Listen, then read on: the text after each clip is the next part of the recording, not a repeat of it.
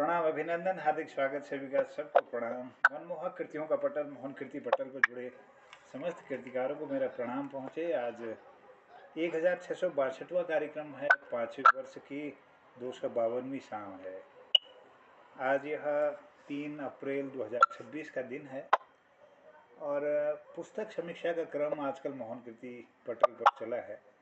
और आज हम एक विशेष पुस्तक की बात करने वाले हैं, बियॉन्ड पॉलीएंड्री।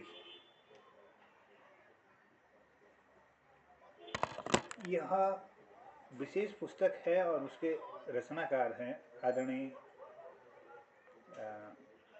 डॉक्टर कृपा नौटियाल जी, पूर्व additional director general of Indian coast guard. बहुत बहुत अभिनंदन, आपका बहुत बहुत स्वागत है और आपका आशीर्वाद इस पटल को आज मिल रहा है। मैं आपका संक्षिप्त परिचय, आपके परिचय को इस पटल पर रखते हुए मुझे बड़ी खुशी हो रही है और आपके बारे में और लोग भी जान सकें, तो मैं इसको संक्षिप्त आपके परिचय रखता हूँ। डॉक्टर BS कालाकोटे जी वनस्पति शास्त्री है, हल्द्वानी से जुड़ के। बहुत अभिनंदन है, स्वागत है, आदरणीय प्रणाम। तो मैं आज के जो हमारे लेखक हैं डॉक्टर कृपा नौटियाल जी, जो एक रक्षा एवं सामरिक अध्ययन विशेषज्ञ से मानव विज्ञानी एंथ्रोपोलॉजिस्ट बने हैं और मानव विज्ञान में PhD की उपाधि के अतिरिक्त इन्होंने United State Naval War College, Newport Rhode Island, America के विशिष्ट स्नातक हैं तथा इनके पास रक्षा एवं सामरिक अध्ययन में स्नातकोत्तर उपाधि है। इसके अलावा उन्होंने MBA HRM के साथ साथ पत्रकारिता एवं जनसंचार, आपदा प्रबंधन तथा NGO प्रबंधन में भी स्नातकोत्तर डिग्रियां प्राप्त की हैं।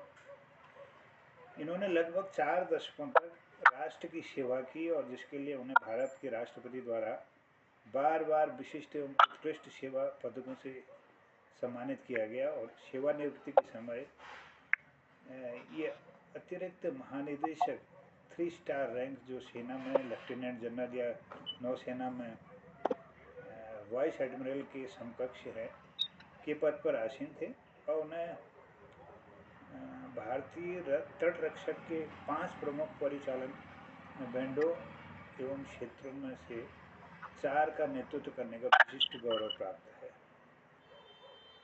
डॉक्टर नौटियाल जी ने समुद्र विषयों तथा सामाजिक सांस्कृतिक मुद्दों पर अनेक लेख एवं शोध पत्र विभिन्न पत्र पत्रिकाओं और समाचार पत्रों में लिखे हैं तथा उन्होंने विदेशों में कई प्रतिनिधिमंडलों में भारत का प्रतिनिधित्व किया है।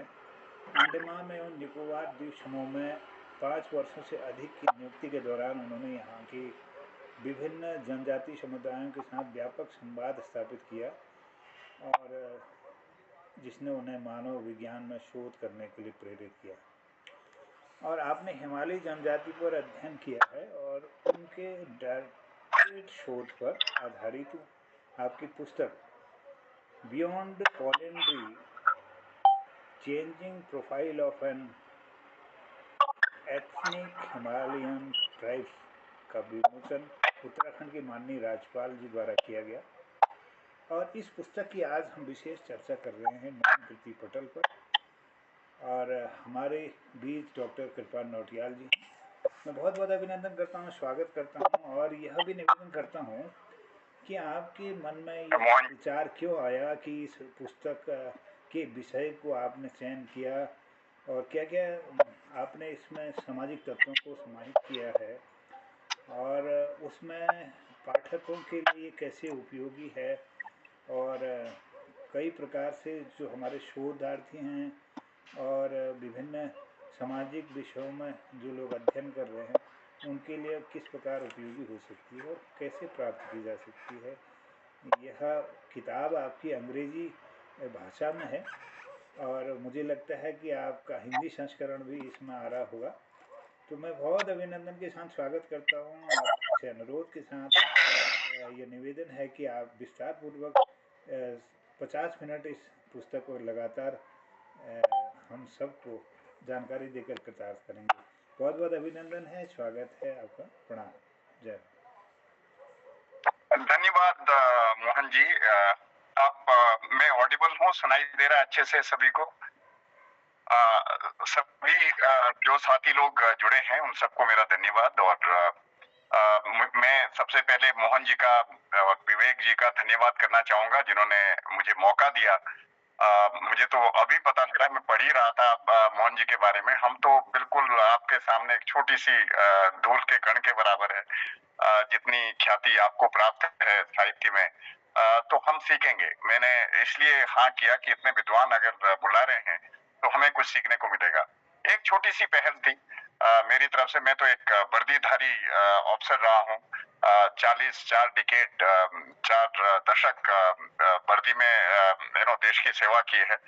और उसके बाद एक जब अपने एरिया के बारे में मैंने पढ़ना शुरू किया, सारी अंग्रेजों की लिखी हुई किताबें पढ़ी। उसमें बेरेनन ने भी थोड़ा वर्णन किया है। सक्सेना जो है उन्होंने सोशल इकोनॉमी ऑफ पॉलिएंड्रस पीपल, उन्होंने भी जॉन सार के बारे में जो है वो किताब लिखी है। एक मजूमदार जी हैं जिन्होंने हिमालयन पॉलिएंड्री एक किताब है उनकी, वो भी पढ़ी मैंने। एक बेरेनन ने हिंदूज ऑफ हिमालय, उसमें थोड़ा सा वर्णन है, ज्यादा नहीं है। देन बाद वाली जो किताबें आई है जैसे एबोर्ड ऑफ शिवा, मधु जैन जी की है। एंड एंड और भी कई सारे लोगों ने हमारे एरिया में रिसर्च की है। एंड मुझे सारी किताबें पढ़ के ये लगा कि उन्होंने एक अपना नैरेटिव क्रिएट किया है कि जिससे किताब उनकी ज्यादा से ज्यादा बिके। और शायद रिसर्च उस तरह से नहीं हुई जो कि होनी चाहिए थी। अब मुझे एक टीस सी उठी। एक मैं तो साइंस का छात्र हूँ, डिफेंस और स्ट्रेटेजिक स्टडीज का एक्सपर्ट हूँ। लाइक आपने बताया अमेरिका से ट्रेनिंग है मेरी, और मैं लिखता भी हूँ। कई सारे पेपर में एडिटोरियल आते हैं मेरे रक्षा के क्षेत्र में, समुद्री रक्षा के क्षेत्र में। लेकिन ये एक ऐसा मेरे को लगा कि मुझे अपने क्षेत्र के लिए जो एक छवि बनाई है उसको ठीक करने के लिए कुछ भी करना पड़ेगा। तो मैं 2015 की बात है, तब मैं सर्विस में था। एक प्रोफेसर है जेएनयू, मैं उनको मिलने गया। उनसे बोला कि भाई ये जो किताबें लिखी है ये ठीक नहीं है और मैं एक किताब लिखना चाह रहा हूँ। तो बोला कि जिनके आप नाम बोल रहे हो वो इतने बड़े एंथ्रोपोलॉजिस्ट है, मानव वैज्ञानिक है, कि आप इनको काउंटर नहीं कर सकते हो, ये तो विश्वविख्यात है। और आपको जो है भूल जाओ, ये अपना क्यों अपना टाइम बर्बाद कर रहे हो, इसमें आप मत लिखिए किताब। मान लो कि ये सब है, ये बहुत बड़े लोग हैं। तो और अगर आप करना ही चाहते हो तो कम से कम आपको पीएचडी करनी पड़ेगी। अब मैं इतना व्यस्त था अपने कामों में, ऑपरेशंस में, कि हम तो आज कलकत्ता है, दूसरे दिन चेन्नई, परसों कहीं और शिप में जा रहे हैं, एयरक्राफ्ट में जा रहे हैं, ऑपरेशंस देख रहे हैं। कहीं भी ऊपर अपना जो हमारे दोस्त नहीं बोल सकते उनको, जो कि मुल्क है एक हमारे नॉर्थ वेस्ट में, उनकी कुछ ना कुछ गतिविधियां जो है हर समय अच्छी नहीं रहती थी, जिसकी वजह से काफी हमें तैनात रखना पड़ता था, अपने आप में बिजी रहे। मैंने 2019 में रिटायर हुआ और उससे पहले मैंने पीएचडी के लिए ठान ली थी कि मैं अगर पीएचडी जरूरत है तो मैं पीएचडी करूंगा। मैं रिटायर हुआ, 4 साल लगे। दिल्ली से मैंने पीएचडी की एंथ्रोपोलॉजी में, क्लास अटेंड की। मेरे को वहाँ के वाइस चांसलर बोल रहे थे कि आपको आने की जरूरत नहीं क्लास में, लेकिन नहीं, मैं एक नॉर्मल स्टूडेंट की तरह क्लास अटेंड की, सीखा और अपना थीसिस लिखा। 1.5 साल क्षेत्र में एक स्टूडेंट की तरह रहा, उन छानी में जहाँ गाय चराने वाले रहते हैं, उन लोगों के साथ जो बकरियां या भेड़ें चराते हैं, जहाँ उन्हीं के साथ, उन्हीं के जैसा सोया, उन्हीं के जैसा रहा, और उन्हीं के जैसा वजन उतना नहीं उठा पाया, मैं सच बोलूंगा, जितना वो उठाते हैं। कोशिश की, और मैं अपने आप को मजाक का पात्र भी बनाया, क्योंकि मुझे जो उठाना होता है वो जो बांधना भी नहीं आता था, उनसे सीखा मैंने। और वो मेरा मजाक करते रहे, लेकिन मैं सीखा उनसे। हर बार उनको बड़ा बनाया ताकि ज्यादा ज्यादा इंफॉर्मेशन मेरे को मिल सके। रिसर्चर की एक बात होती है कि तुम अपना कोई भी जो सोची हुई बात है एरिया के बारे में जो जानते हो वो एकदम निकाल देनी पड़ती है। तुम्हें जो रेस्पोंडेंट है, जो उत्तरदाता है, उनकी वो दुनिया को, अपने आप को कैसा दिखाते हैं, वो वाली बात दुनिया के सामने लानी होती है। और वही बात ऐसी थी जो कि बाकी एंथ्रोपोलॉजिस्ट जिन्होंने किताबें लिखी, जिनके कुछ कुछ के नाम मैंने बताए, मुझे लगता है कि कहीं ना कहीं उन्होंने दे ओवरप्लेड, उन्होंने जो ये पॉलिएंड्री वाला इशू था उसी को एक मुद्दा बनाया, और वहां की जो सांस्कृतिक जो एक ब्यूटी है, सांस्कृतिक जो एक ऐसी पहल है कि जो अनूठी है, जिससे दुनिया सीख सकती है, उसको थोड़ा पीछे रखा। तो मैं उस धारणा से मैंने सोचा एक किताब ऐसे लिखूंगा, उनको भी काउंटर करूंगा जिन्होंने गलत लिखा, और एक जो अंदर का एंथ्रोपोलॉजिस्ट है, मानव वैज्ञानिक है, उसके जवानी जो वहां का वर्ल्ड व्यू, वहां के लोग देखना चाह रहे हैं, मैं दुनिया को वो दिखाऊंगा। अंग्रेजी में इसलिए लिखी क्योंकि ज्यादातर किताबें जो जॉन सार पे लिखी गई है वो अंग्रेजी में लिखी है। जो मैंने अभी बताई आपको 8-10 किताबें सब पढ़ी हुई है मैंने। हिंदी में एक आध है, वो भी रिसर्च नहीं बोल सकता हूँ, रिसर्च बुक नहीं है वो। तो मैंने इसलिए अंग्रेजी में पहले सोचा कि ये विदेश में भी जाएगी, जिन्होंने लिखा है। कुछ एक दो ने बहुत ही ऐसी टिप्पणी की थी, उनको काउंटर किया मैंने बुक में। ये बुक है जो beyond polyandry, this is the book beyond polyandry, changing profile of an ethnic Himalayan tribe. तो ये मेरा थीसिस था। थीसिस में आपको बताऊं, जब थीसिस चेक के लिए जाता है कि इसमें प्लेगरिज्म कितना है, तो मैं तो था नहीं वहां, किसी अलग उसमें जाता है, तो जब वहां से चेक करके आया तो 1%, 1% वाज द प्लेगरिज्म। तो मेरे जो गाइड थे वो भी सरप्राइज थे कि सर आपको कुछ जानते तो नहीं है। तो ये इसलिए नहीं है प्लेगरिज्म क्योंकि एक अंदर का एंथ्रोपोलॉजिस्ट जो उन्हीं में से निकला है, जो जिनके बारे में मैं बात कर रहा हूँ, उसने लिखा है, और उसने शुद्धता से प्रोजेक्ट किया है, सिर्फ जो लोग सुनना चाहते हैं वो भी, जो लोगों को पता नहीं है। वहाँ का समाज एक अनूठा है, जैसे कि सभी पहाड़ी क्षेत्रों का समाज होता है। मुझे तो प्यार है पूरे उत्तराखंड से, पहाड़ों से, और मैं ये अपनी तरफ से ये करना चाह रहा था कि एक पुस्तक ऐसी लिखूं ताकि लोग हमारी नजर से दुनिया को देखें, ना कि उनकी नजर से हम लोगों को कोई देखे दुनिया। तो ये था, और ये किताब मतलब 4 साल लगे मुझे रिसर्च करने में, थीसिस लिखने में।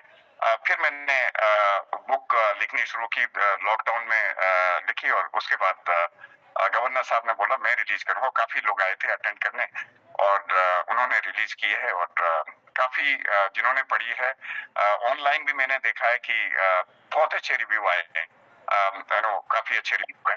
तो ये बुक के बारे में था कि कैसे मैंने इसको लिखना शुरू किया।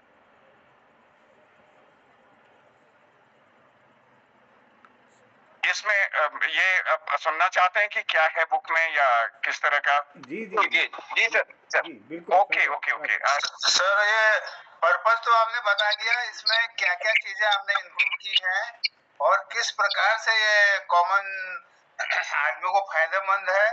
तीसरा, इसमें जो पुराना झूठ है अंग्रेजों का, हाँ जी, जो एक निगेटिव पॉइंट को हाईलाइट किया है, उसको कैसे मिटाए, वो वाली बातें बताइए। ये देखिए, मैं एक फ्रेजर जो है, उन्होंने बड़ी मैं पहले किताब के बारे में बता देता हूँ, ये उसके बाद मैं उसमें आऊंगा जो आप बता रहे हो। ये बुक करीब 208 पेज की बुक है, और इसमें मैंने चैप्टर अलग अलग किया हुआ। एक तो इसकी बैकग्राउंड की, जॉन सार कहाँ से शुरू हुआ, हिस्टोरिकल, वो भी थोड़ा डिस्प्यूटेड था। लोगों ने हमें जो है किसी ने बोला कि they are remains of Mahabharata, उसके कहीं किसी ने बोला कि मैंने इस बुक में जो हिस्ट्री बताई है, जो है हकीकत में वो बताई है। हम महाभारत के रिमेनेंट नहीं है। जॉन सार जो है महाभारत से पहले एग्जिस्ट करता था, वहां के खर्च उससे पहले भी थे। इनफैक्ट पांडवों ने जो वहां की रीति थी उसको अडॉप्ट किया है, ना कि जॉन सार ने पांडवों से कुछ सीखा है। पांडव प्रथा जो बात करते हैं वो गलत है। तो मैंने कई सारे एग्जाम्पल अपने किताब में दिए हैं जो कि ये दर्शाते हैं, अगर आप चाहो तो मैं उसका व्याख्यान कर सकता हूँ कि क्यों हम पांडवों से पहले थे। Okay, I think I got देखिए, अभी अगर आप देखेंगे, जब द्रौपदी का विवाह हो रहा था पांडवों से, तो द्रौपद उनके पापा ने बहुत जो उनके पिताश्री थे, उन्होंने बहुत बोला कि ऐसे कैसे हो सकता है कि एक एक जो वाइफ हो सकती है 5 भाइयों की। तो जब युधिष्ठिर ने बोला कि हम तो महाराज वही कर रहे हैं जो यहाँ की प्रथा है, तो इसका मतलब वो प्रथा वहां ऑलरेडी थी जब वो लोग शादी कर रहे थे। कुंती, अब कुंती जब शादी के लिए बोल रही थी उनको कि 5 भाइयों को बोल रही थी एक ही वाइफ होनी चाहिए, वो भी कि जो यहाँ का रिवाज है, उन्होंने भी वही बात बोली थी। कृष्ण भगवान जब बात कर रहे हैं, उन्होंने भी यही समझाया कि यहाँ की रीति इस तरह की है, तो ये जो है वहां होना जरूरी है। अभी आप आगे देखिए, कर्ण कर्ण का संवाद होता है दुर्योधन से, जब लड़ाई हो रही होती है बाद में, तो वहां कर्ण और उसके बीच में संवाद होता है कि ऐसा करते हैं, इनको तोड़ते हैं भाइयों को, उसके बाद हम जीत जाएंगे, इतने 5 योद्धा एक साथ रहेंगे तो बड़ा मुश्किल हो जाएगा। कर्ण ने उनको बोला कि यहाँ जो है तुम्हें पता नहीं है, ये देख लीजिए कि अगर एक पत्नी 5 भाई से शादी की हुई होती है, तो उन 5 भाइयों को कोई तोड़ नहीं सकता है, उस पत्नी को भी कोई उनसे अलग नहीं कर सकता है।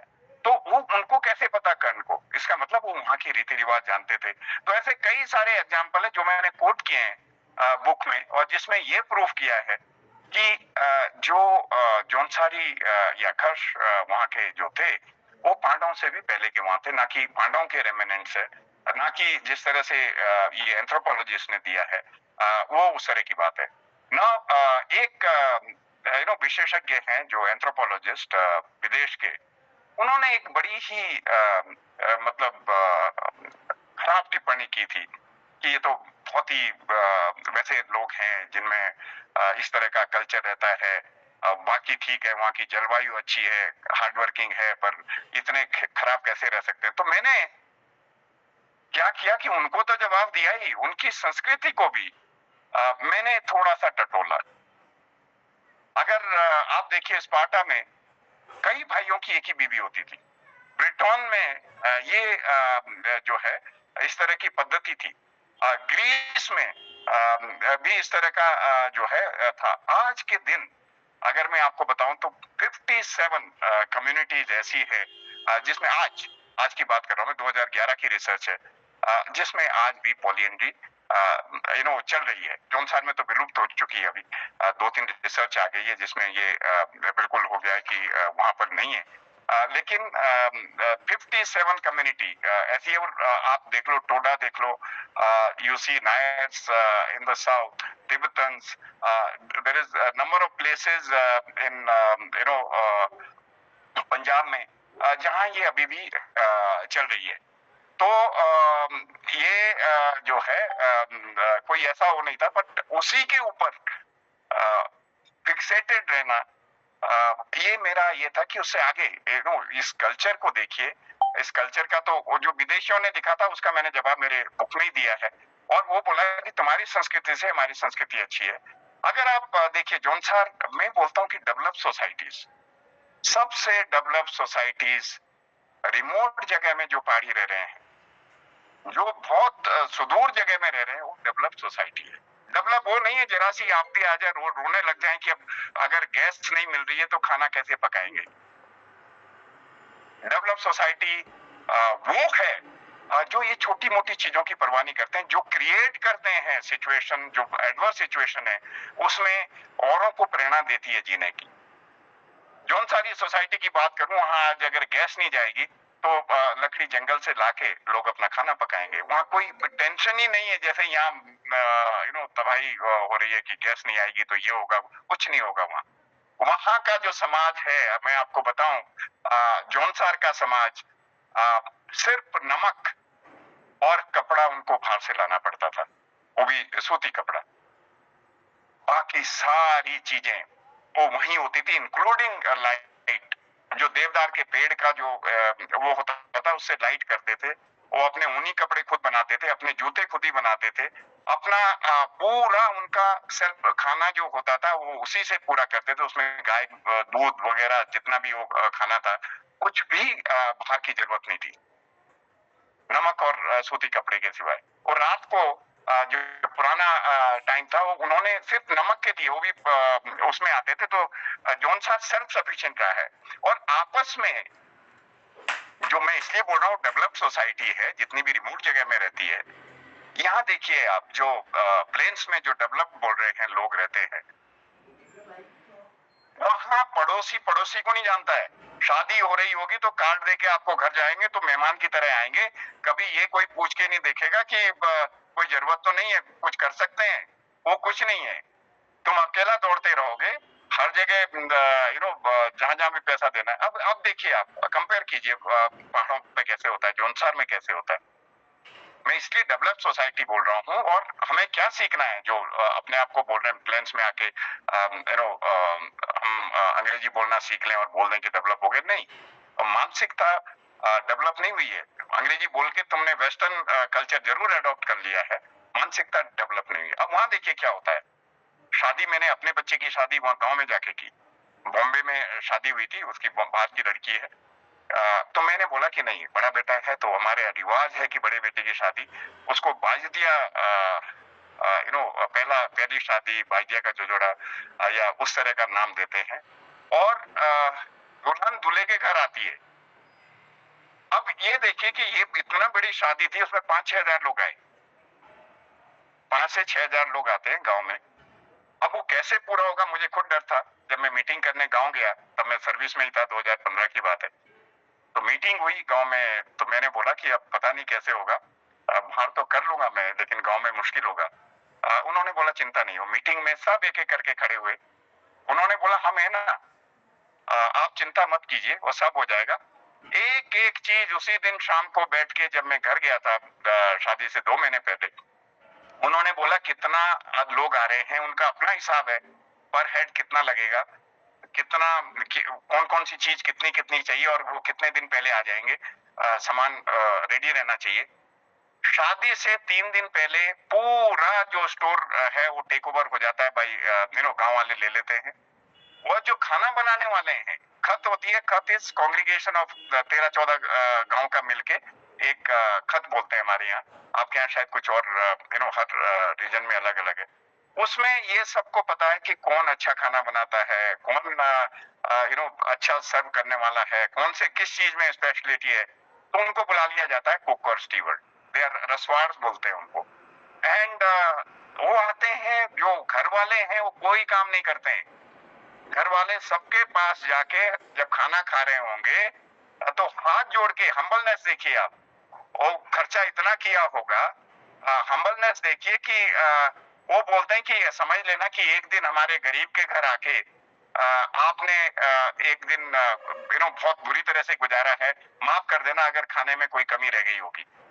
अब वो एक बहुत बड़ी बात है, एक हम्बलनेस, सबके आगे हाथ जोड़ के, जो हमारे परिवार वाले हैं या जो भी जिनके शादी होती है, और सब हाथ हर एक इंसान के आगे हाथ जोड़ता हूँ। 6,000 जगह सब अलग अलग जाएंगे कि माफ कर देना अगर कोई कमी रह गई होगी, समझ लेना कि एक दिन आपने किसी गरीब के यहाँ भूखा ही लौटना पड़ा या कम खाने से लौटना पड़ा।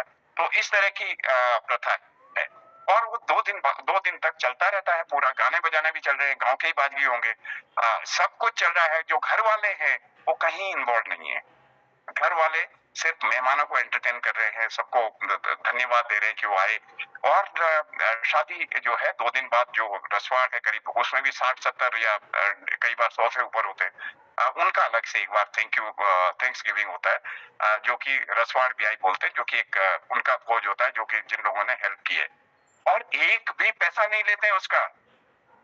ये बनाने वाले वही हैं, बांटने वाले वही हैं, स्टोर से सप्लाई करने वाले वही हैं। अब ये देखिए, एक बड़े मजे की बात बता रहा हूँ आपको।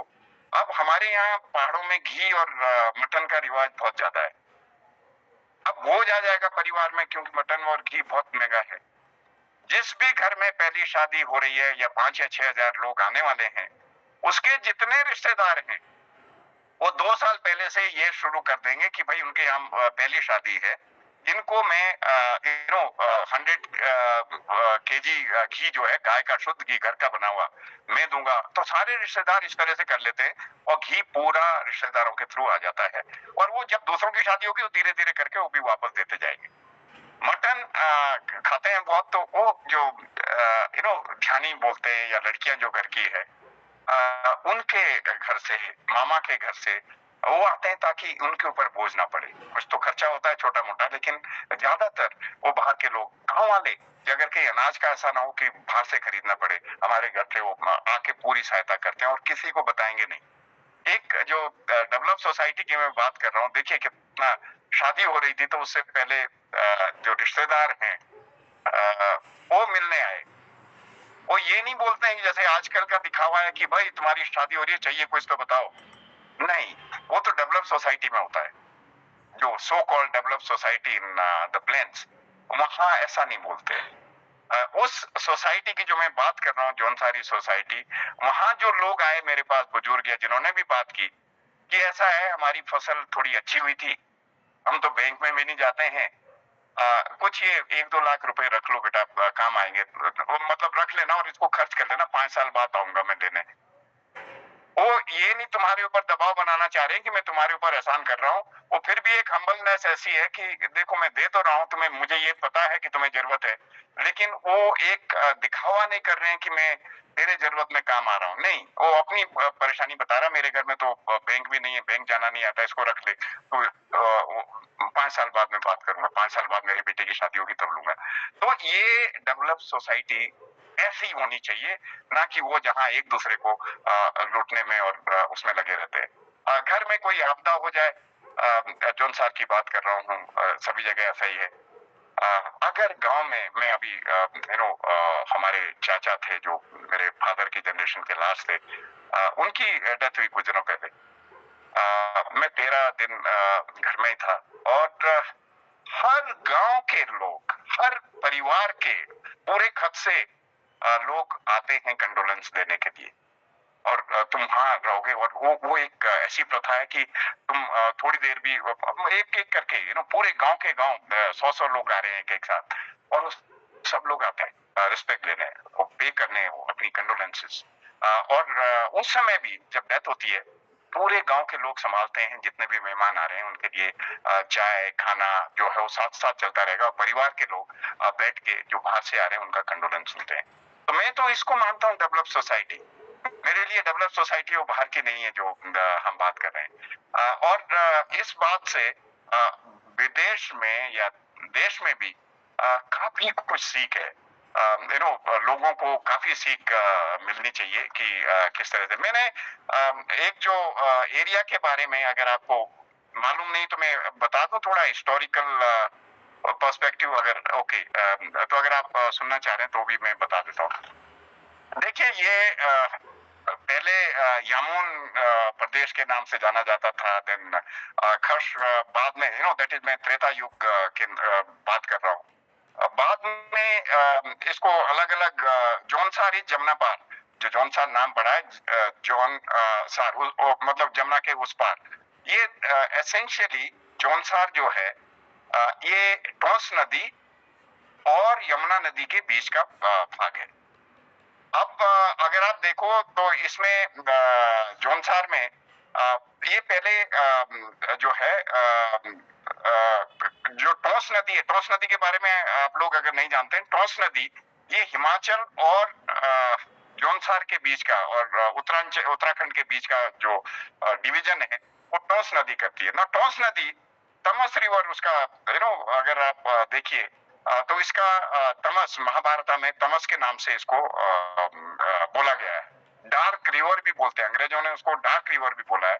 और इसमें व्याख्या की हुई है एक दो जगह लोगों ने कि टोंस रिवर में जो भी काम करोगे, जो तुम्हारी सोच है उसका उल्टा होगा, तो उसमें शुभ काम नहीं करते हैं। टोंस रिवर में जो किताबों में लिखा हुआ मैं बता रहा हूँ, वो शुद्ध नहीं मानते हैं। Yamuna on the other side is considered to be very very this thing. तो ये जौनसार, अगर मैं बताऊं बाद में जिस तरह से पहले हम लोग सिरमौर किंगडम के पार्ट थे। सिरमौर किंगडम उसमें हिमाचल का भी कुछ पार्ट था, हम भी उसी में रहे हैं। और कालसी उसकी राजधानी जो है, सैकड़ों साल कालसी भी रही है। कालसी और पोंटा साहिब दोनों नाहन के बीच में राजधानी शिफ्ट होती थी, बट ज्यादातर टाइम जो राजधानी रही है सिरमौर किंगडम की, वो कालसी और नाहन या सिरमौर उसके बीच में पोंटा साहिब से आगे है नाहन, उसके बीच में चलती रही। अब हुआ क्या कि वॉर होते रहे, अंग्रेज आते रहे, बीच में नंदराम नेगी का भी मैंने लेख किया है अपनी किताब में, उसमें डिटेल में जाऊंगा तो बहुत बड़ा हो जाएगा। तो नंदराम नेगी ने लड़े, उनको शहादत मिली उसमें, लेकिन बहुत बड़ा उनको भी एक गुलदार के नाम से उपाधि दी गई थी। उसके बाद उनकी वजह से जो राजा जगत सिंह छोटे थे, उनकी पूरी सिरमौर किंगडम जीत गया था। बाद में जो मैं बता रहा हूँ 1805 के आसपास उस एरिया में, जो कि और जगह भी कुमाऊं में भी नेपाली अटैक हुआ है, तो नेपाल के लोगों ने उस एरिया को भी पूरा सिरमौर और उसमें भी जो है वो कर दिया था। तो तब तक हम लोग उसी सिरमौर किंगडम के ही पार्ट थे। तो ये ऐसा ही चलता रहा। एंड देन 1815 के आसपास ये जो है अंग्रेज आ गए थे तब, एंड अंग्रेजों ने तब बोला कि 1800 लाइट गई है शायद आपके यहाँ, बट अगर आई विल कंटिन्यू। तो 1815 में अंग्रेजों ने बोला कि ये जो है यहाँ ठीक नहीं है, इनको सिरमौर से हटा के सहारनपुर डिस्ट्रिक्ट में लगा देना चाहिए। तो सहारनपुर में लगे, फिर वो एडमिनिस्ट्रेटिव इनकन्वीनियंस। फिर 1829 में एक यंग आए थे जो एडमिनिस्ट्रेटर, उन्होंने बोला कि ये ठीक नहीं है, सहारनपुर में ठीक नहीं है, इसको डिस्ट्रिक्ट देहरादून से मिला दो। ये पार्ट जो सिरमौर किंगडम का निकाल के, बाकी तो दूसरे साइड में हिमाचल में चला गया, और हमें जो है निकाल के देहरादून डिस्ट्रिक्ट में मिला दिया गया। अगर आप देखो अभी हमारे सारे रीति रिवाज काफी कुछ जो है हिमाचल के रीति रिवाज, सिलाई का जो एरिया था वहां भी अभी भी रिश्तेदारी है। वहां का पहनावा, हमारा पहनावा, वहां के त्योहार, हमारे त्योहार, वहां के थोड़ा डिफरेंस है। वहां नाटी बोलेंगे हम, विराश का नाच बोलेंगे, लेकिन शैली वही है, जो गाने बजाने का तरीका वही है, लैंग्वेज फोनेटिक्स बोलने का तरीका थोड़ा बदल जाता है। और वहाँ के जो खेत में जो काम कर रहे हैं, खेती कर रहे हैं, वो भी तरीका एक ही है, एक दूसरे से सीखते थे, और बहुत सारी रिश्तेदारी है। तो इसलिए जो आप देखेंगे कि जो हमारा एरिया है वो ज्यादा हिमाचल से रीति रिवाज में ज्यादा अलाइन था। देवता कॉमन है हमारे, मासू महाराज जो आप लोग विदित होंगे, मासू, चालदा महाराज, वार्षिक, पवासी, ये चार भाई है जिनको मासू देवता के नाम से जाना जाए। सबसे बड़े जो है बूठा महाराज जिनको बोलते हैं मासू, चार मासू है। तो वो वहां भी है, हिमाचल में भी। हिमाचल में तो एक मासू डिस्ट्रिक्ट था जो बाद में शिमला डिस्ट्रिक्ट जिसका नाम रखा है। तो कॉमन होती। देन ये 1829 में हम लोग देहरादून उसमें आ गए। ये टुकड़ा जो था जौनसार का, वो देहरादून में डाल दिया गया। देहरादून में आने के बाद फिर ये कुछ ना कुछ परेशानी इसकी जो है चलती रही। अभी भी एडमिनिस्ट्रेटिवली देहरादून से कौन जाता है इतना दूर? टीचर्स यहाँ से जा रहे हैं, आपके सुबह जाते हैं, जब तक पहुंचते हैं 12-1 बज जाते हैं। मैंने लिखा है इसके ऊपर काफी कुछ, मैंने पेपर्स भी लिखे हैं स्टेट गवर्नमेंट को भी। एंड पूरा एरिया 100 किलोमीटर स्क्वायर किलोमीटर का है, और करीब 400 गांव के आसपास जो है हमारे जौनसार में है। अगर आप देखो जौनसार का जो द्वार है वो हरिपुर या अकालसी जिसको बोलते हैं, जमुना पुल पार करते ही जमुना पार Jaunsar, that is how Jaunsar has come about, वहां है। अब देखिए पूरे हिमालयन रीजन में, मैंने अपने बुक में भी इसका जिक्र किया है, एक चित्रशिला अशोका स्तंभ सिर्फ कालसी में है, जो कि पार्लियामेंट में जो उन्होंने लगाया है मैप, उसमें भी है। मेरे बुक में मैंने वो मैप लगाया हुआ है, अगर आप पढ़ेंगे मेरी किताब तो उसमें वो नक्शा मिल जाएगा। तो आप अहमियत समझ सकते हो कि कालसी या जौनसार की अहमियत इवन पुराने ग्रीक लोग भी वहां आए थे, मौर्य साम्राज्य ने वहां स्तंभ लगाया तो कुछ ना कुछ तो इम्पोर्टेंस रही होगी। तो बाद में जो नदी आ रही थी हरिपुर, एक बहुत ही समृद्ध जगह बताई जाती थी, जो कि हरिद्वार नहीं जाते थे लोग, पहले हरिपुर आते थे। तो एक बाढ़ आई और उससे पूरा नष्ट हो गया था। उसके बाद लोग हरिद्वार जाना शुरू। अभी भी अगर आप देखेंगे कालसी के आसपास बहुत सारे मंदिर है, जीर्णोद्धार है, अभी काफी पुराने हो गए, टूटे हुए खंडर मिलेंगे मंदिरों के, तो अभी भी मिलते हैं। तो ये है थोड़ा सा उसका जो बैकग्राउंड है जो जौनसार का, मैंने थोड़ा सा वो किया है जिसका। और आप किस चीज के बारे में जानना चाहते हैं, मैं वो चीज कवर करूंगा। सर एक आपने एंथ्रोपोलॉजी में किया, कहीं पर ऐसा प्रसंग आपने सुना क्या, हनुमंत रामायण में हनुमान जी ने अपने नाखूनों से हिमालय में शिलाओं पर अपने लेख लिखे हैं। मैंने ये गढ़वाल के जोशीमठ इधर तरफ तो सर्वे किया, उधर कहीं नहीं पाया मैंने, और कहीं जौनसार की तरफ है क्या ऐसा? जो आप बता रहे हो ये देखिए, मैंने लिखा है, मैं चिट्ठी लिखी है एक, जो आर्कियोलॉजिकल सर्वे ऑफ इंडिया के जो जनरल है, उनको आपको पहाड़ी क्षेत्रों में आके इंक्लूडिंग जौनसार डिटेल रिसर्च करने की जरूरत है। क्यों? अब लाखा मंडल जाके देखिए आप, वहां किसी के निशान है, किसी के हाथों का निशान है, ये गुफा जो की इसमें लक्ष्य ग्रह है ना, वो तंतियां हैं।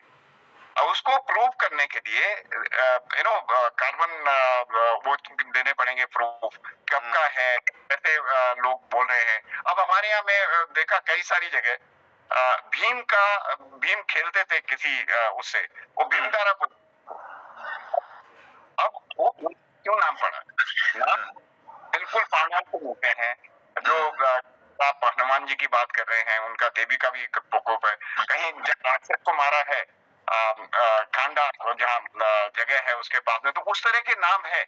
लेकिन उसके ऊपर ये एक किंवदंती है, ओरल ट्रेडिशन है, जो मुख से बोली हुई बात है, मौखिक वो जो आप भी बता रहे हो, वो मौखिक चीजें पास हुई है, कहीं भी रिकॉर्डेड नहीं है। और आज के दिन में ये तो जीवित इसलिए रहा है कि हमारे जो गाने हैं उसमें इतिहास कहीं ना कहीं आ जाता है।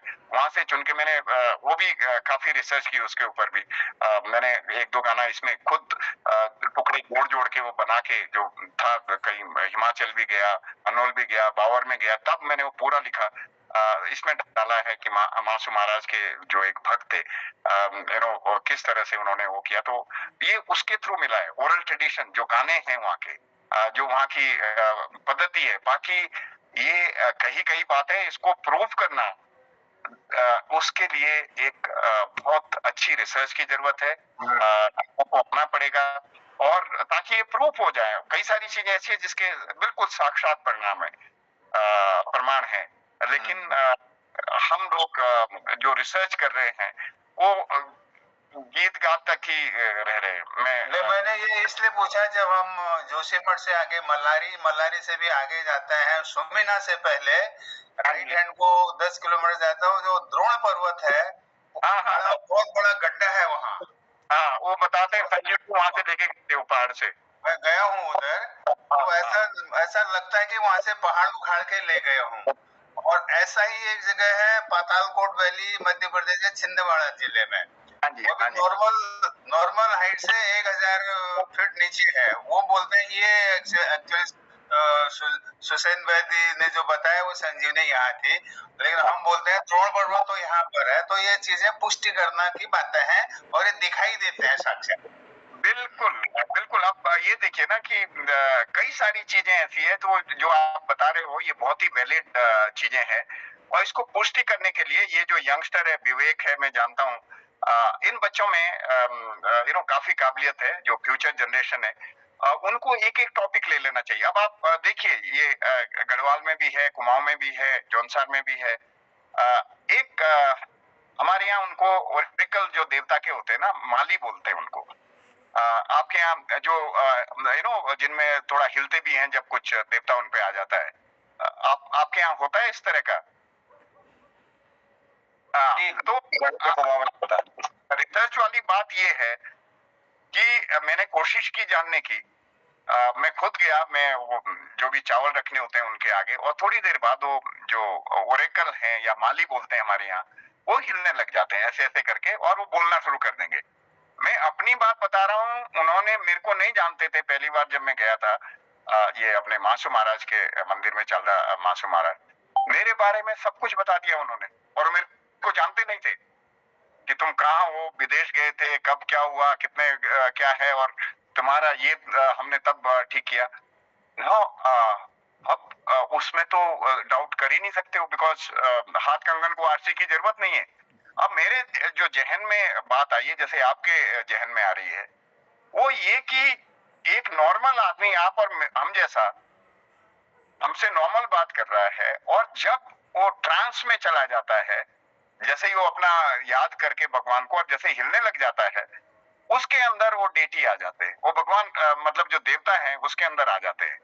वो कौन सा रेडिएशन है ना, रिसर्च करने वाली बात ये है कि ये कौन सी ट्रांसफर ऑफ पावर जो जो देवता से इंसान के अंदर जाती है, जब वो देवता की तरह बोलने लग जाता है, ये कौन सा रेडिएशन। तो ये एक बड़ी साइंटिफिक रिसर्च की जरूरत है, जिसमें हमारे बच्चे जो हैं फ्यूचर के, मैंने लिखा भी अपने बुक में कि इसमें किसी को बहुत ही बड़ी रिसर्च करनी पड़ेगी कि ये देवता की बातें इंसान में, और तब तक हिलता रहेगा तब तक वो वही देवता बन के बातें बोलते रहेंगे। हिलना बंद किया तो नॉर्मल, फिर क्या बोला मैंने वो भूल जाते हैं कि उन्होंने क्या बोला है। तो ये इतनी बड़ी बातें हैं कि जो हम आज एक मैं आपको और बताऊं, जो आप बता रहे हो उसी उसमें एक यूएस वगैरह में तो बहुत बड़ा इन्होंने एग्जीबिशन बना दिए कि पता नहीं क्या क्या करने लगे, मरे हुए का लोग पता करते हैं कि पिछले जन्म में। हमारे यहाँ एक दशकों से सैकड़ों साल से एक प्रथा है मशान जगाना। मशान जगाना होता है, कोई ज्यादातर जो यंग बच्चे की डेथ हो जाए तो उसके लिए कुछ लोग हैं जो ट्रेंड है, जिनको मशानुआ बोलते हैं, उन्होंने सिद्धि की हुई होती है। अब वो सिद्धि और परिवार, 2-3 परिवार ही रह गए वहां भी, वो खत्म होने वाली है प्रथा। मैंने अपने बुक में मेंशन किया है उसका। तो मैं उनसे, मशानुआ से भी मैंने इंटरव्यू किए। अब वो क्या करते हैं कि तुम्हें बैठा के जो अस्थि है वो लाके जोड़ेंगे, एक धागे से जोड़ेंगे, एक दिया अंदर होगा, उसके ऊपर तिल वगैरह रख के वो सिद्धि करेंगे, और वो एक नली के थ्रू जो कि हड्डी की बनी होती है, वो कुछ देखते रहते हैं, और वो बात करते हैं एक एक करके जो भी रिसेंटली जिनकी भी डेथ हुई है, एंड फाइनली वो उनसे बात करेंगे जो यंग बच्चे की डेथ हुई है तुम्हारे गांव में या परिवार में, जो परिवार इसको मशान जगाना बोलते हैं इसको, और उससे पूछते हैं कोई परेशानी तो नहीं है। वो सारी बातें पूछ के वो बोलता है कि मेरे कपड़े हैं कुछ रखे हुए, वो किसी को दे देना, मैं यहाँ ठीक हूँ, मैं जहां भी हूँ सेटल्ड हूँ। तो ये साइंस यूएस में बोल रहे हैं कि हम अब पता कर सकते हैं कि पिछले जन्म में, वो तो हमारे तो लाइव कर रहे हैं, किसी ने इसके ऊपर रिसर्च नहीं की है। वो सिद्धि करते हैं, वो जाते हैं मंदिर में, 7-8 दिन रहते हैं, वो जहाँ मुर्दे जलाए जाते हैं वहां पर सिद्धि करके तब ये मिलता है। बंगार एक गांव है जो चक्राता के पास है, वहां अभी भी है एक, बट वो बोल रहे कि सिद्धि करके अभी लोग धीरे धीरे करके वो कम हो गया, लोग कम जा रहे हैं। तो बोल रहा अभी धीरे धीरे विलुप्त होने के कगार पे इस तरह की वो। तो ये चीजें ऐसी है जो संवारने वाली है, जिसको नए बच्चों को रिसर्च करने के लिए जाना चाहिए, जिसमें लोगों को ये देखना चाहिए कि ये होता पॉसिबल कैसे है, कैसे बात कर रहे हैं। तो ये एक बहुत ही इम्पोर्टेंट चीज है जो हमारे संस्कृति में है, जो कि बाहर की संस्कृति भी जो बोलने की एडवांस है, वो यहाँ से सीख सकते हैं कि किस तरह से ये, और अभी से नहीं, ये सैकड़ों सालों से चले आ रहा है वहां। पूछिए आप लोग, कोई भी डाउट है तो मैं तो बोलता रहूंगा एक तरफा, मैं वो बोलना चाह रहा हूँ जो आप लोग सुनना चाहते हैं। नाना जी, सर ये एक क्वेश्चन पूछना चाहता हूँ मैं आपसे। हाँ, क्या ये संभव है जो आपकी जो पुस्तक है बियॉन्ड द पॉलीएंड्री अंग्रेजी है, क्या उसका अनुवाद हिंदी में नहीं हो सकता, ताकि किया है, मेरे एक दोस्त थे, उन्होंने कर दिया है। तो अगर सब ठीक रहा तो एक आध महीने में वो मैंने विंसर को दे दी है। तो शायद वो 1-2 महीने में बुक बना के दे देंगे। सब कुछ ड्राफ्ट भी चेक कर लिया है। अब हिंदी में गलती होगी तो मेरे को डांटना नहीं, वो मेरे दोस्त ने की हुई है। तो मैं ये नहीं बोल रहा हूँ कि मुझे हिंदी नहीं आती, मुझे अच्छे से हिंदी आती है, लेकिन मैं अपने को वो अंग्रेजी वाले में ज्यादा सहज था, इसलिए अंग्रेजी में लिखी। और तो हिंदी का वो कर रहे हैं। मैंने भी देखी, मेरे जो मित्र हैं उन्होंने बड़े अच्छे से बोला कि देख ली है, और फाइनल चला गया है प्रिंट के लिए। तो कुछ ही दिनों में आ जानी चाहिए बुक। आप पढ़िए किताब को, और उसमें क्रिटिक्स भी दीजिए। अभी तक जो ऑनलाइन है, जो गूगल उस पर जाइए आप, तो वहाँ करीब 17-18 मैंने देखे थे लास्ट, जब भी देखे उनमें से सब लोगों ने करीब 5 में से 5 दिए। एक ने 2 नंबर दिए मेरे को, उसने बोला हिंदी में क्यों नहीं है, हिंदी में होनी चाहिए। तो मैं उसकी बात मानता हूँ, बिल्कुल सही है, हिंदी में लेके आएंगे उसको। हमने यही सोचा कोशिश किताब को पढ़ने की, लेकिन वो अंग्रेजी में थी। मैं हिंदी में मैं समझता हूँ, और मैं भी चाह रहा हूँ कि हमारे लोग पढ़ें, क्योंकि जो मैंने पढ़ी जो कुछ दिनों से, मैं किसी को भी ये नहीं बोल रहा हूँ खराब लिखी है। होता क्या है कि जो रिसर्च बुक होती है वो ऑब्जेक्टिविटी होनी चाहिए उसमें। उसमें ये नहीं होता कि तुम किसी गांव में चले जाओ, तुम्हारी किसी ने देखभाल कर दी और उसी सियाना के बारे में लिखना शुरू कर दो। ये नहीं होता है। वो कुछ किताबें जो है मैंने देखी, वो शुरू में सही आ रहा है, बीच में किसी गांव में चले गए, किसी ने देखभाल कर दी, तो नहीं, बुक जो है हम लोग नहीं रहेंगे, बुक रहेगी। तो बुक जो है ये होना चाहिए कि उसमें कहीं भी बायस ना हो। जो लोग इम्पोर्टेंट है उनको इम्पोर्टेंट मत बनाओ, जो लोग इम्पोर्टेंट थे उनको उनका इम्पोर्टेंट रहना। तो वो ऑब्जेक्टिविटी आनी बहुत जरूरी है। मैंने देखी हो किताबें, तो कहीं ना कहीं हम लोग अपना पर्सनल बायस लेके, जिसने देखभाल की उसके बारे में महिमा मंडप करना शुरू कर देते। मेरे किताब में किसी भी बड़े उसका नाम नहीं है। नंदराम नेगी जी का नाम होगा, केसरी चंद जी का नाम होगा, जो कि वहाँ के वीर है। बाकी फुलिया होंगे, कोई धनु बाबा होंगे, वो जो रेस्पोंडेंट रहे मेरे, वो मेरे हीरो रहे हैं। तो मैंने किसी को भी जो सियाना है या जो पावरफुल आदमी है, जो पॉलिटिशियन है, किसी का नाम नहीं देखोगे आप उसमें।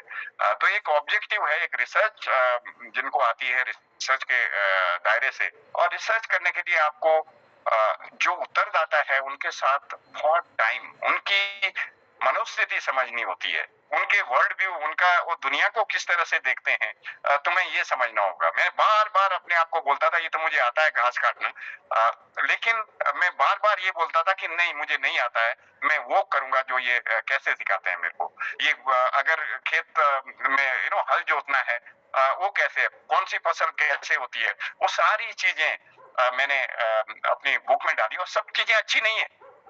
अगर मैं कहूँ कि सब कुछ अच्छा है तो मैं अपनी ड्यूटी में फेल हो जाऊंगा। अगर आप किताब देखेंगे बाद में, मैंने कई सारे मुद्दे ऐसे भी डाले हैं कि जिसमें मैंने वकालत की है किताब में। एक मुद्दा है कि जौनसार जो है एक अलग जिला बना दो, पूरे जौनसार को।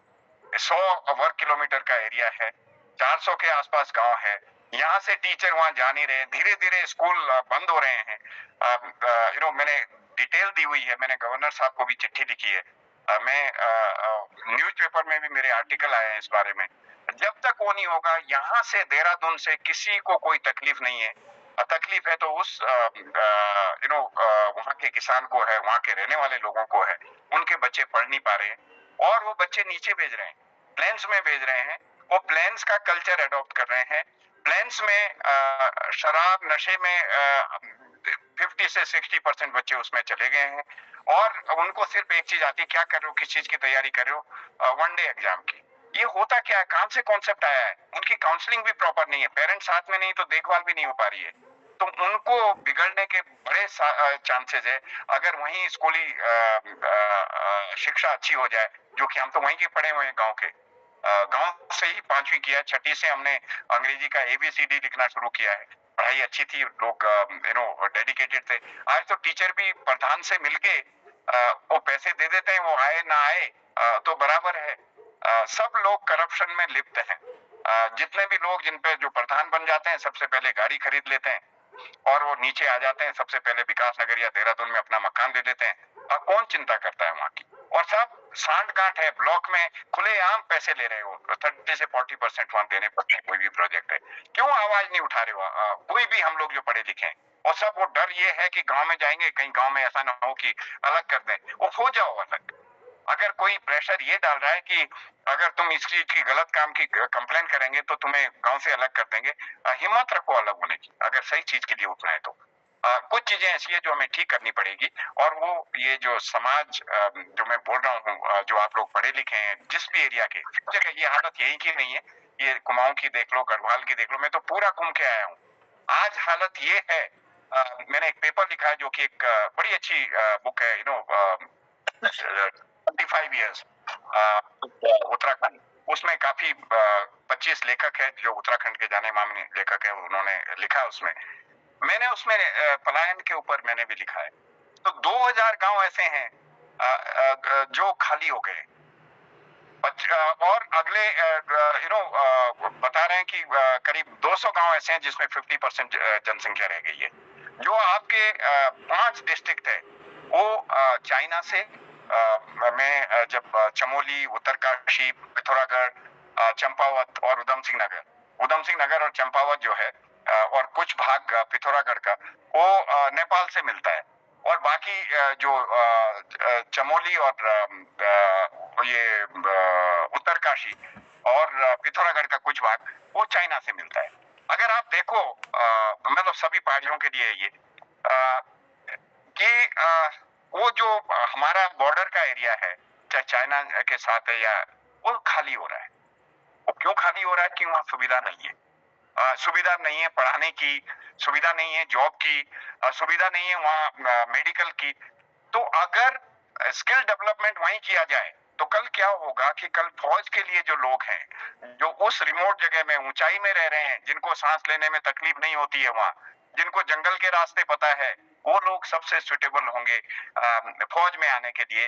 और चाइना ने तो वहाँ गांव बना दिए दूसरे साइड में, हमारे यहाँ से सब खाली हो रहा है।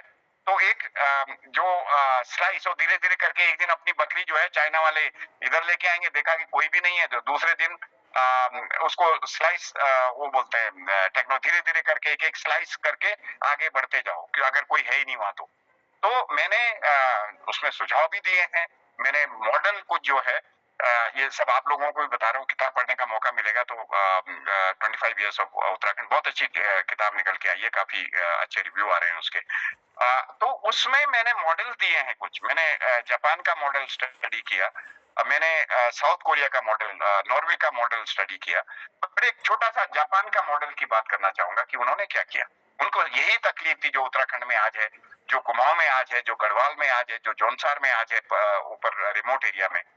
उन्होंने बोला कि भाई ऐसा करते हैं, ये कैसे बसाएं, इनको वापस कैसे भेजें, जो ये सब लोग भाग रहे हैं वहां से। 2000 गांव तो बहुत होते हैं, हमारे तो सारे ही खाली हो गया पहाड़ ऊपर से। तो उन्होंने क्या किया, जो पहाड़ी एरिया था, जापान का मॉडल बता रहा हूं मैं, फुरुसातो टैक्स सिस्टम बोलते हैं उसको।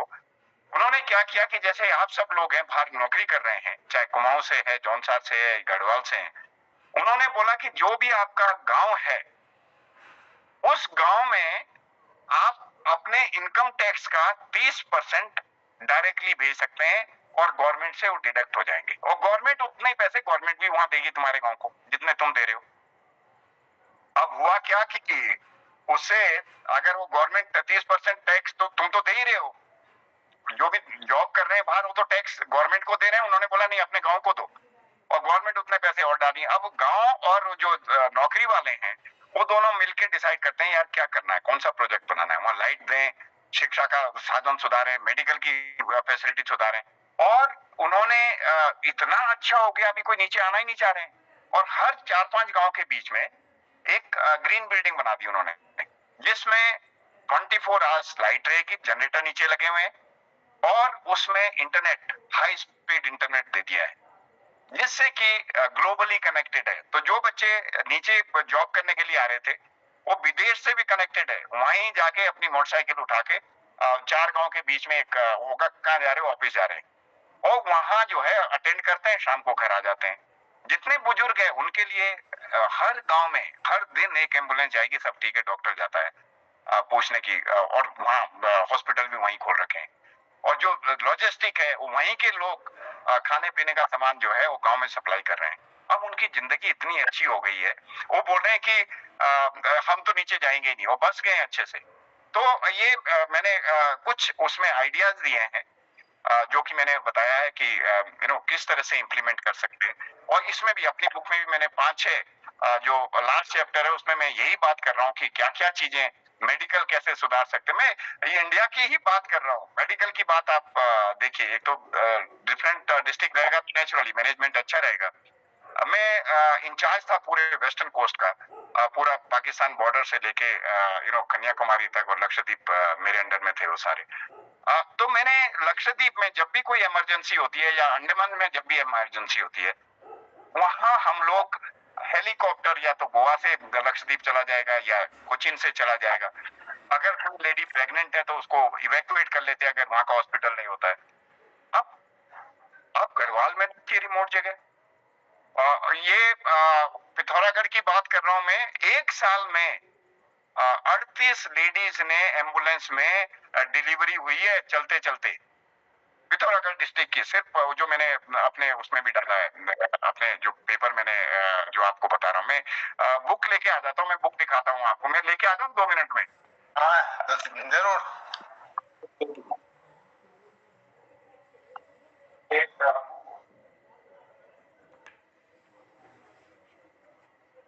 जोशी जी तब तक अपनी बयानबाजी करो तो जरा।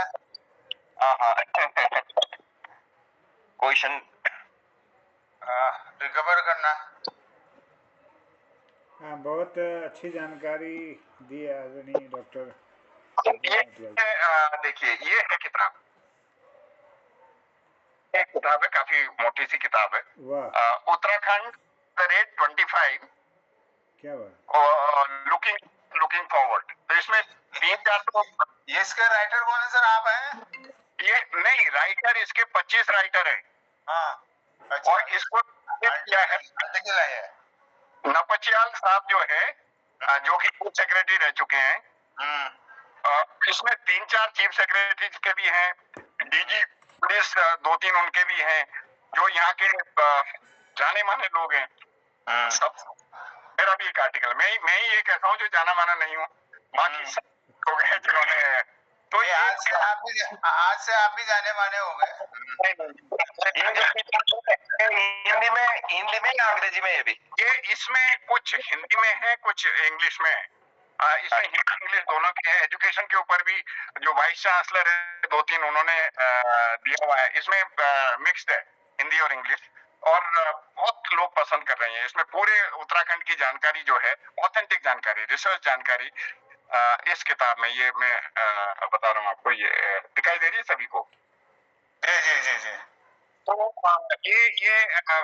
ये बहुत मेहनत लगी इसमें, और उत्तराखंड की सारी परेशानियां, हर तरह के जो एक्सपर्ट्स हैं सबने इसमें दिया है। तो वो देखिए, एक गांव, उसी की बात कर रहा हूँ मैं, coming back to what I was discussing. Japan में एक गांव, वहां वो कोई कोयले की खान या कुछ इस तरह का हो गया था, तो गांव को वहां से डिस्प्लेस करना था, वहां से उसको दूसरी जगह डालना था। अब जापानीज लोगों ने सोचा कि यार दूसरी जगह कैसे, किस जगह पे इनको रखें। तो उन्होंने क्या किया कि एक ऐसी जगह ढूंढी जहां पे वाटरमेलन, ये होते हैं ना तरबूज, सबसे अच्छे क्वालिटी का तरबूज पैदा हो। अब वो उन्होंने पूरी रिसर्च करके वहाँ तरबूज बोने शुरू किए, और सेम मॉडल किया कि उस गांव के जो लोग हैं बाहर वाले, 30% इनकम टैक्स उनका वहां जाएगा। अब वो हुआ क्या कि 2 साल के अंदर जितने भी तरबूज वहां हो रहे थे वो सब विदेश जा रहे थे, और वो इतने संपन्न हो गए। क्या वो लोग बोल रहे हैं कि इनका तो अच्छा हो गया, दूसरी जगह आ गए। अब वो क्या करते हैं कि जो भी बाहर लोग हैं, हर साल एक पैकेट बना के जितने भी लोग उनको कंट्रीब्यूट करते हैं, एक बोलते हैं कि वो तो तुम भेज ही रहे हो, ये तरबूज हमारी तरफ से गिफ्ट है तुम्हारे लिए। तो अगर इनोवेटिव हो, हमारे यहाँ तो रिश्वतखोरी इतनी है कि कुछ भी काम है वो 40% तो ब्लॉक में खा रहे हैं, और कोई भी आवाज नहीं उठा रहा है। हकीकत ये है कि सबके सब हम बिके हुए हैं। मुझे बहुत ये बोलते हुए हम अपना वोट बेच देते हैं। जमीर खत्म हो गया। पहाड़ियों को जो बोलते थे कि एक ईमानदार है, हमने शायद वो ईमानदारी हमारे पूर्वजों में रही, और हम में से बहुत कम ऐसे हैं जो ईमानदार है, और उनमें से भी जो ईमानदार है वो है जिनको मौका नहीं मिला है। बाकी कभी कोई भी पार्टी जो है वोट खरीद लेती है, हर गांव में जाके, हर जगह जाके, सब फिक्स होता है जो भी है। हम तो वोट तक बेच रहे हैं, और जो बनते हैं वहां वो कमाने का साधन है उनका। कुछ प्रोजेक्ट जो आते हैं वो करते नहीं है, फोटो लेके पैसे ले लेते हैं, एंड उसके ऊपर कोई आवाज ही नहीं उठा रहे हैं। डेवलपमेंट कैसे आएगा? डेवलपमेंट तब तक नहीं आता है जब तक हम लोग जो जानकार है, जो समझते हैं बात को, और वो थोड़ी आवाज ना उठाए। हमारा राइट है ये पूछना कि अगर पैसे गवर्नमेंट दे रही है कैसे खत्म हो रहे हैं। पूरे नियम बने हुए हैं, लेकिन आधे ज्यादा तो फर्क ही नहीं पड़ता है। आधे प्रधान से मिल जाएंगे, आधे ब्लॉक प्रमुख से मिल जाएंगे, आधे मेंबर से मिल जाएंगे, और दबाव ये रहेगा कि कुछ नेताजी के खिलाफ बोलोगे तो एमएलए जो है तुम्हें ठीक कर देगा। क्यों डरते हो एमएलए से? वो हमारे रिप्रेजेंटेटिव है। अरे सर, अंदर कर देते हैं, वो अंदर कर देते हैं।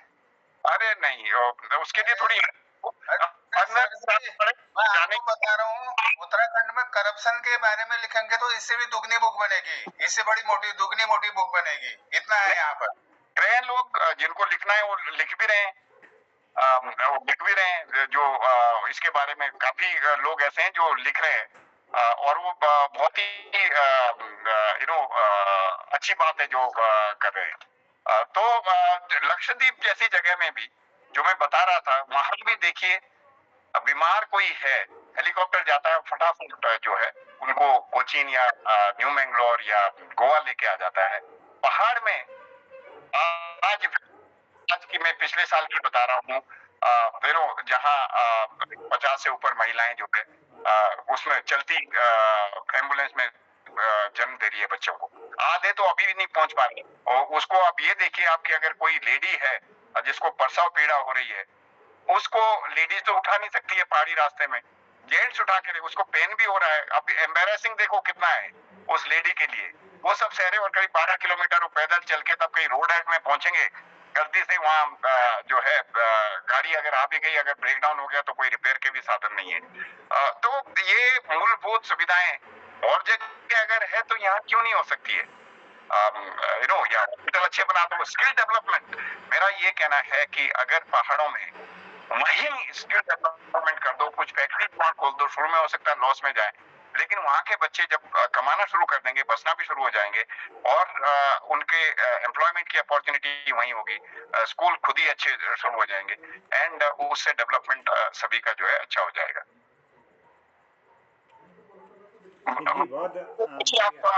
बहुत अच्छी सर एक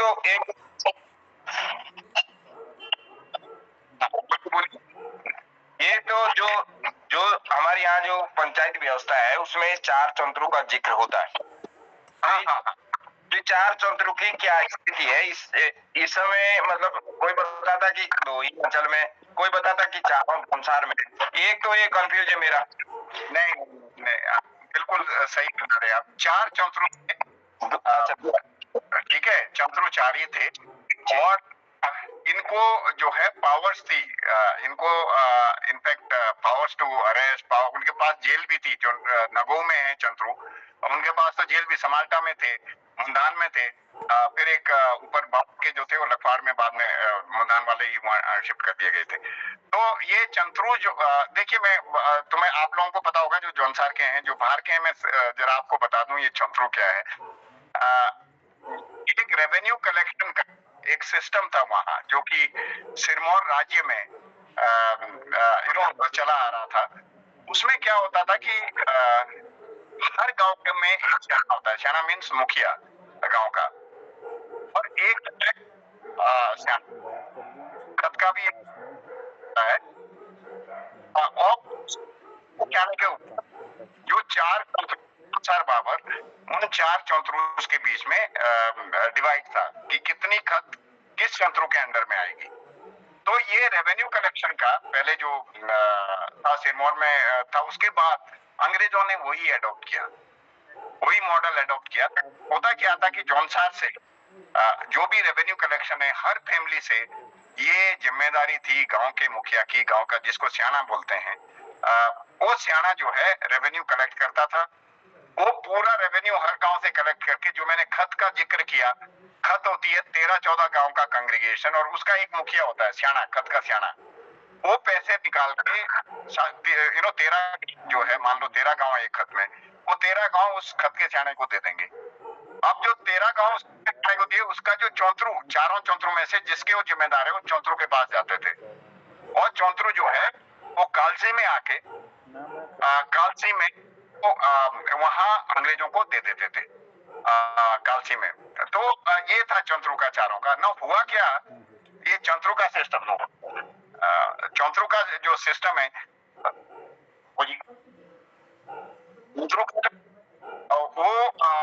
वो क्या हुआ कि इन्होंने ऑब्जेक्शन करना शुरू कर दिया। इन्होंने अपने खतों को थोड़ी कम रेवेन्यू चार्ज किया, जो दूसरी खत है जहां से लोग जान पहचान वाले नहीं थे।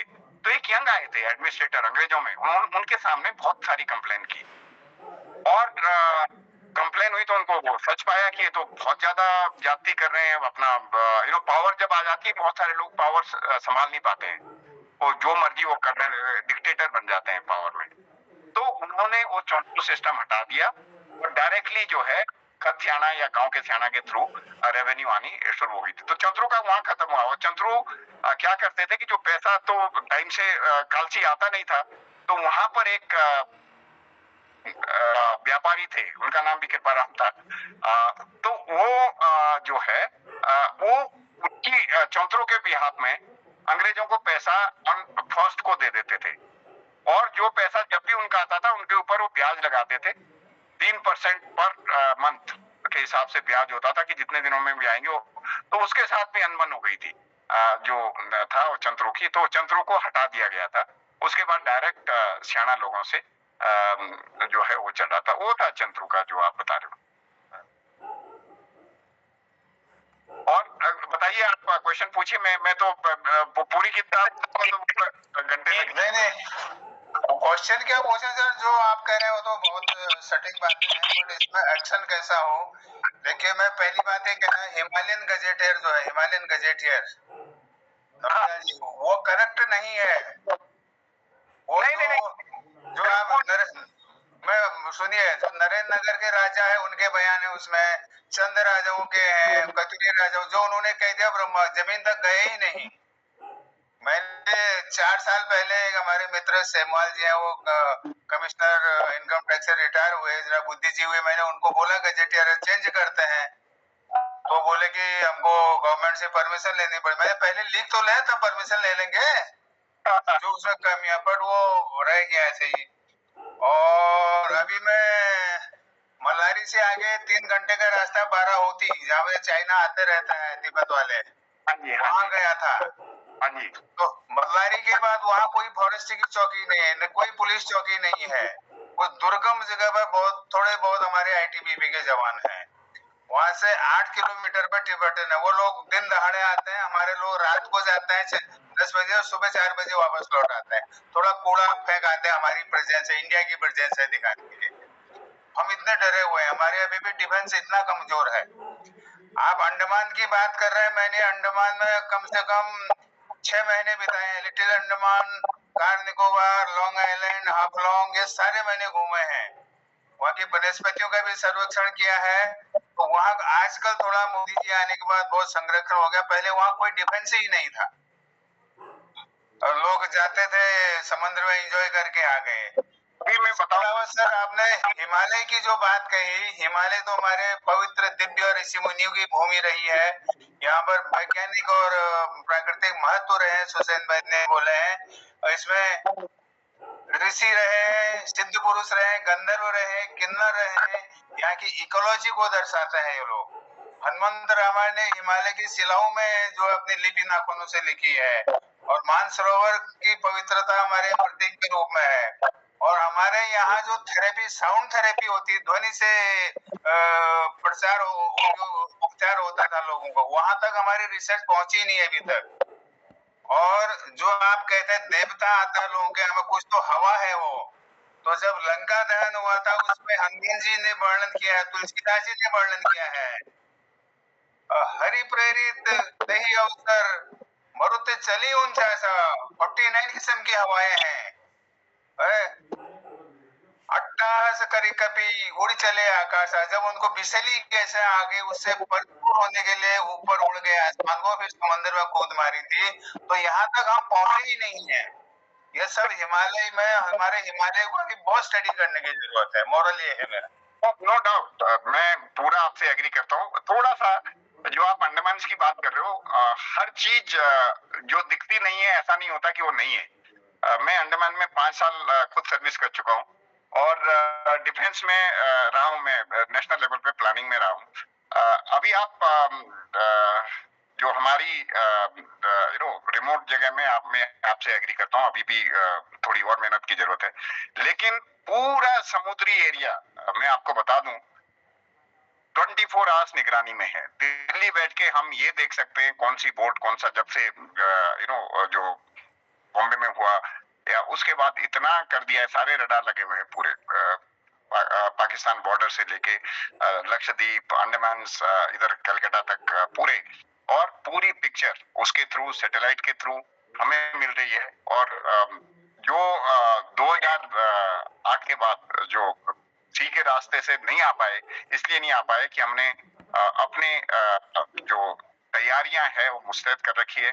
बहुत ही अच्छी है अभी जो हमारी प्रिपेयर्डनेस है।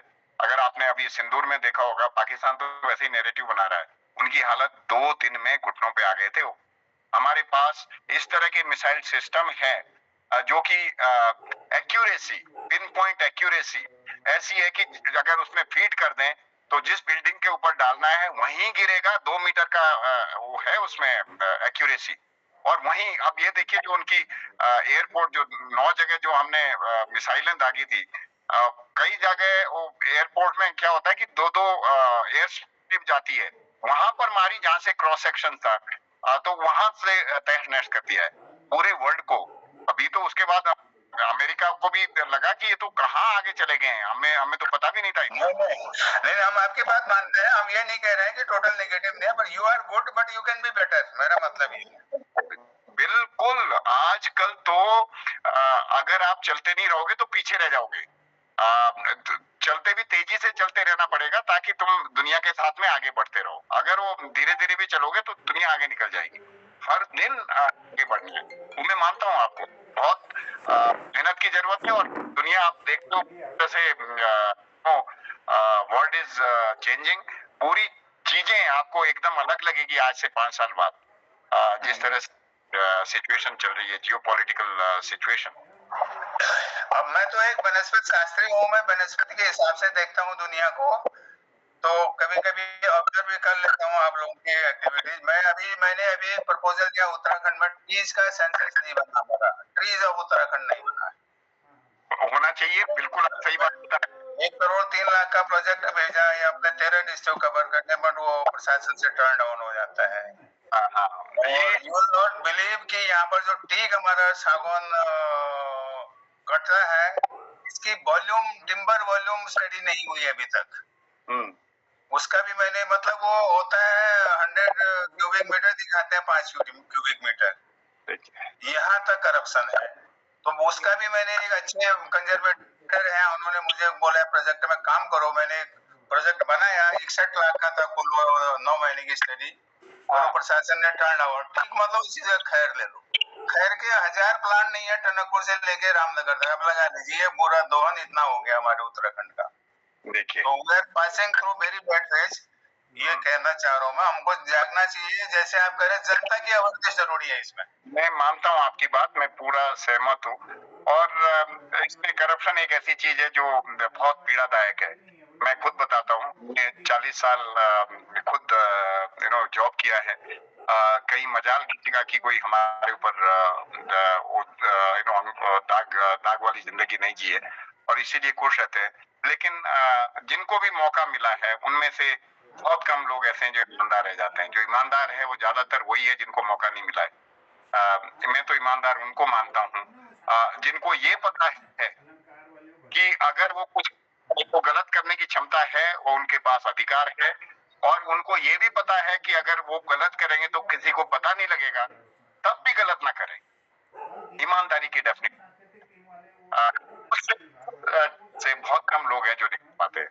और हम लोगों को, सभी पार्टियों को ये देखना पड़ेगा कि अगर कोई गलत कर रहा है तो कितने पावरफुल क्यों ना हो, आवाज तो शुरू करो, सुनेगा जरूर। बहुत जरूरत है, बहुत बड़ी जरूरत है, वो बहुत बड़ी जरूरत है। बिल्कुल।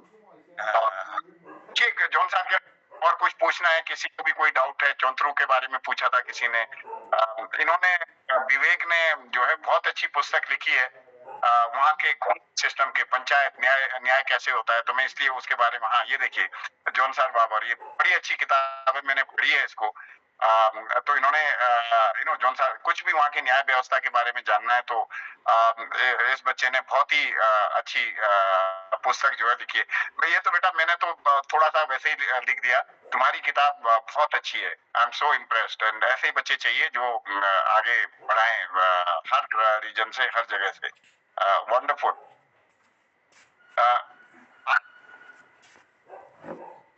के बारे में पढ़ने, खुमड़ी, वहाँ एक खुमड़ी ऐसी है जो विलेज जस्टिस होता है, हाँ वो सब चीजें हम पढ़ रहे हैं आजकल। और ये सुरेश मौजी हैं, विवेक शर्मा जी, इनके संगत से हमने जॉन साहब के बारे में काफी जाना है भी। बल्कि अभी शादी में भी गया था, एक जॉनसारी लोगों की शादी में, तो बहुत अच्छा लगा। अभी भी सिंपलिसिटी है आपके जॉन साहब में है, लेकिन वो क्या रहा है, सीधापन जो है अभी एक दिखावे में आ गए हम लोग। जो शादी अक्सर गांव में, अब हम में आके कर रहे हैं। अब विकास नगर में आप विश्वास नहीं करेंगे, विकास में जब जौनसारी की शादी है, पूरे बाजार में चहल पहल है, सारी गाड़ियां हायर की हुई है, पूरे नए बन रहे हैं। चाहे वो लोन लेके शादी कर रहा है, लेकिन विकास नगर में वो ही शादी कर रहे हैं। वहां जब बड़ियों की शादी होती जो कि अपना सामान बेच के जौनसारियों की शादी करा रहे हैं, उसमें 10-15 लोग होंगे, चहल पहल उतनी नहीं। ठीक है। हमें देखना है कि कहीं हम उस कल्चर में ना आ जाए जो पिक्चरों में दिखा रहे हैं। ये मेहंदी का कल्चर आ गए, 90% आ गए।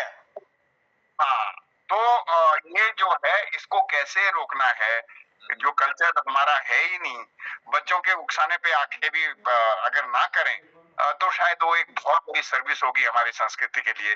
और लोग कम सफर करेंगे, जिनको तो पास पैसा है वो कहीं भी कर ले, लेकिन वहां के लोग फिर कंपटीशन में आ जाते हैं, उसने ऐसी शादी की मैं उससे अच्छी करूंगा, और नीचे आके पूरी कमाई जो है और बढ़ियाओं को दे देते हैं वहाँ विकास नगर में। तो वो एक बड़ी पीड़ा वाली बात है कि हम मेहनत की कमाई जो है वो बहा रहे हैं ऐसे चीज पे जिससे कि कोई ज्यादा फर्क नहीं पड़ना है हमारे फ्यूचर में। इसीलिए मोहन कीर्ति पटेल पर हम लोग जुड़ते हैं, अपनी प्रॉब्लम्स को बताता है कविताओं के माध्यम से और कहानियों के माध्यम से। हमारे जो है जौनसारी, रवाल्टी, गढ़वाली, कुमाऊनी, ये 4 भाषाएं चलती हैं अभी। तो लोग एकत्रित हो, देखिए ये कलयुग है, इसमें एकत्रीकरण संगठन की आवश्यकता है। बहुत है। सत्य में तो सत्य का बोलबाला था, सभी सत्य थे। त्रेता में नीति मर्यादा थी भगवान राम की, फिर रणनीति आई द्वापर में, अब है संगठन, इकट्ठे होना। हमको गढ़वाल कुमाऊं को इकट्ठा होके कुछ करना है, यही एक हमारा। बिल्कुल। और मैं तो धन्यवाद देना चाहूंगा मोहन जी का कि आप सब लोगों को जोड़ रहे हैं और एक सार्थक प्रयास है। और ऐसे प्रयास अगर सब लोग करते रहें तो कहीं ना कहीं हम लोग जहाँ आज है एक इस तरह की सोच पैदा कर पाएंगे कि एकजुट होके कोई मुद्दे साथ उठाएं। और देखो आपकी बातें सुन के मुझे आज बहुत अच्छा लग रहा है। बीएस जी वनस्पतिक एक्सपर्ट है आप तो, लेकिन कुछ ना कुछ मेरे को एक अच्छी सी फील हो रही है कि कितने जानकार लोग हैं हमारे यहाँ। और आप लोगों के सुन के मुझे भी थोड़ी सीख मिलती है सब लोगों को। तो हम सबको मोहन जी को धन्यवाद देना चाहिए कि ऐसे और भी लोगों को प्रोत्साहित करें कि जो जुड़े इनके मुहिम से। और बहुत मुश्किल होता है इस तरह लोगों को एक साथ करके एक मुद्दा डिस्कशन करना, सार्थक डिस्कशन करना। तो मैं अपनी तरफ से सबको, टाइम ज्यादा हो गया है तो मेरे कोई अंदर गेस्ट आए हुए हैं, अगर आप करता हूँ पूछिए। डॉक्टर कृपा नौटियाल साहब का बहुत धन्यवाद। आपके पूरे इस कार्यक्रम में हमने बहुत महत्वपूर्ण विचारों को और सुझावों को सुना। समाज के लिए बहुत ही उपयोगी आपकी पुस्तक है। मुझे बहुत ही खुशी होती है कि आप जैसे लोग इस समाज में परिवर्तन लाने के लिए अभी भी सक्रियता से काम कर रहे हैं, बड़ी ईमानदारी से काम कर रहे हैं। और आपने देश की सेवा की है, पूरे कई देशों में जा कर के वहाँ के अनुभव जुटाए हैं, और आपके अनुभवों का लाभ हमारे उत्तराखंड को ज़रूर मिलेगा। और उत्तराखंडी समाज आप पर गर्व करता है। आपकी सेवाओं के लिए हम सब कृतज्ञता ज्ञापित करते हैं, धन्यवाद करते हैं। आज के इस कार्यक्रम में आप आए और इस महत्वपूर्ण कड़ी में आपने अपनी इस पुस्तक पर प्रकाश डाला। आदरणीय विवेक जी का मैं बहुत धन्यवाद करता हूं कि उन्होंने आप तक हमको मिलने के लिए प्रेरित किया। और आदरणीय कृपाल सिंह शीला जी बाछुड़ भिकिया क्षण से इस कार्यक्रम में जुड़े, और जोनसार से देहरादून से विवेक हमारे आदरणीय सुरेश मनमोजी सर जनकवि जी जुड़े हैं।